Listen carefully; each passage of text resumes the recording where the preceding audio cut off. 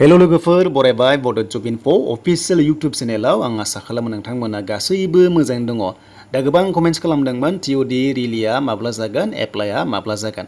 दा एप्लाइ खालामबा फार्स्टआव नोंथांमोना फंबायमोना मा खालामनांगौ रेजिस्टार खालामनांगोन। रेजिस्टार खालामनानैसो अनलाइन एप्लाइखौ खालामनो हायो। आरो गोबां कमेन्ट्स फैदोंमोन जे सासे मानसिया मोननै मोनथाम पस्टआव इलिजिबल जागोन ना जाया एबा अनलाइन खालामनो हागोन ना नङा होमबा?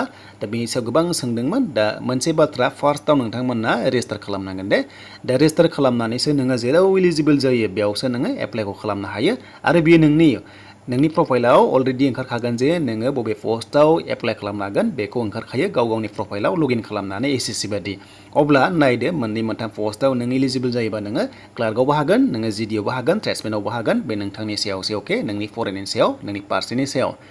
दानिया रिलिया बबेयाव जाग्रोसिगोन बे आग्निपाथ एबा TOD रिलिया बेयाव ओंखारबायनो माखासे डिटेल्स। साबजेक्ट मोनदों AR मोनदों, नोंथांमोना AR मोनदों, बेनिफ्राय आलमरा होननाय दं मोनसे। दा बिथांमोननिया जागोननो बेनो जाबाय नोंथांमोना नुनो मोनदों माखासे डेट। स' बे जाबाय आगस्टनिफ्रायनो स्टार्ट जागोन, बेनिफ्राय खायसे 10 आगस्टआवबो जागोन।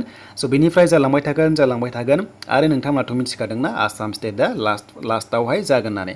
आसाम स्टेटआ लास्टआव रिलिज जागोन होनना मिथिखादों, बेखायनो आसाम स्टेटआ दायो मोनथ'नाय नङा एप्लाइ खालामनायाव। स' नोंथांमोना नेथ'नांगोन। दा माखासे जन वाइसआवहाय रिलिखौ लाग्रोनाय जायो। दा बुंखादोंमोन गासै इन्डियायावहाय 83टा सेन्टार्सआवहाय रिलिखौ कन्डाक्ट खालामगोन होननानै। अब्ला थ' आसाम स्टेटआव नोंथांमोना सेप्तेम्बर, अक्ट'बर, नभेम्बराव जायोब्ला थ' नोंथांमोननि एसे दसे समनि उनावनो एबा बे मासनि उनावनो नोंथांमोना अनलाइन खालामनो हानायनि अपसनखौ मोनगोन। दा अनलाइन खालामबा नोंथांमोननि डकुमेन्टसा मा नांगौ बेखौथ' मिथिखाबाय सिगांनि भिडिअ'आव।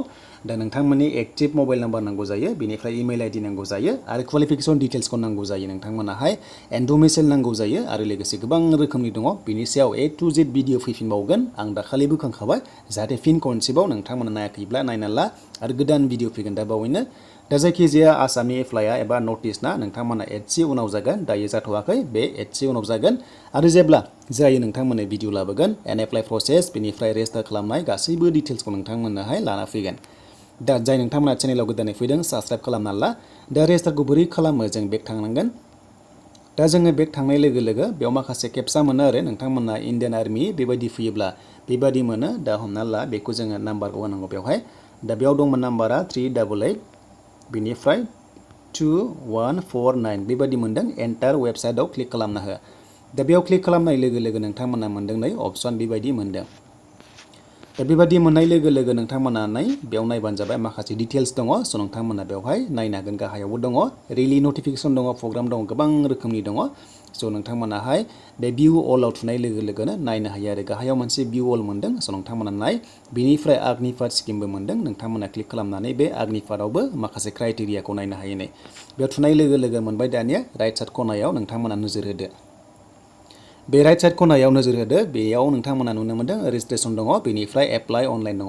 दा आं बुंदोंमोन फार्स्टआवनो रेजिस्टार खालामनांगोन, आरो नोङो जेब्ला रेजिस्टार जागोन नोंनि फरायनाय, नोंनि हाइट, नोंनि बैसो गासैखौबो बार्थडे होनानै नोंथांमोना जेराव इलिजिबल जायो बेयावनो मोनसे एबा मोननै पस्टआव एबा मोनथामाव नोङो एप्लाइ खालामनो हागोन। बे नोंनि सायाव फरायनायनि सायाव। दा जेब्ला प्रफाइलखौ लगइन खालामगोन नोङो रेजिस्टार खालामखांनानै, अब्ला नोंथांमोना राइट साइड खनायाव एप्लाइ मोनसे अपसन मोनगोन, आरो एप्लाइआव थुनाय लोगो लोगोनो नोंथांमोना सेम आइडिजोंनो मोननै मोनथाम एप्लाइ खालामनो हानायनि अपसनखौ मोननाय जायो। स' बेनिसिम लेटेस्ट आपडेटआ आसामनि एप्लाइ जायोबा नोंथांमोनजों आपडेटखौ लाना फैगोन।